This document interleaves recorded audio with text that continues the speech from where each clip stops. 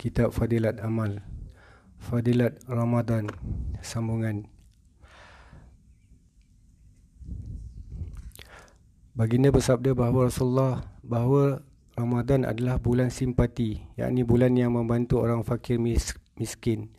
Jika 10 jenis juadah disediakan untuk berbuka puasa, maka sekurang-kurangnya 3 atau 4 jenis hendaklah diberikan kepada orang miskin.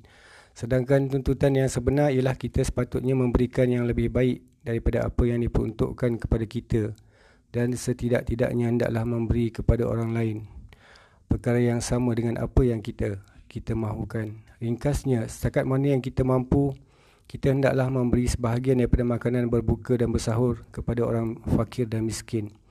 Para sahabat Nabi telah meninggalkan umat ini setelah menunjukkan contoh amalan bagi setiap amalan agama secara jelas, sehingga sekarang ini jalan untuk melakukan setiap amalan agama adalah terbuka luas bagi mengikuti mereka dalam hal yang berkaitan dengan simpati dan isar, memerlukan ketabahan hati. Terdapat ratusan, malahan ribuan kisah mereka. Apabila kita mendengarnya, kita tidak dapat berkata apa-apa selain terpegun kehairanan. Sebagai contoh, penulis tuliskan di sini sebuah kisah. Saidina Abu Jaham radhiyallahu an berkata, semasa peperangan Yarmouk, saya pergi untuk mencari saudara sepupu saya. Saya telah membawa bersama sebekas air kerana memikirkan kalau beliau masih hidup, bolehlah saya memberikan air tersebut dan saya akan membasuh tangan dan mulutnya. Secara kebetulan saya telah menemuinya dalam keadaan terlantar.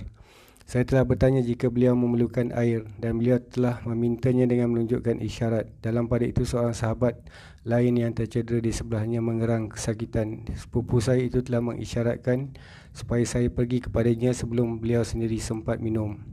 Saya telah pergi ke sisi sahabat yang kedua dan bertanya kepada beliau. Beliau juga dalam kedahagaan dan meminta air. Dalam pada itu, seorang yang lain berada di sebelahnya turut mengerang kesakitan.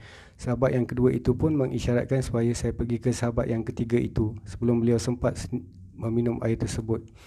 Tatkala saya tiba di sisi sahabat ketiga, dia telah menghembuskan nafasnya yang terakhir. Saya kembali kepada sahabat yang kedua, juga beliau telah meninggal dunia.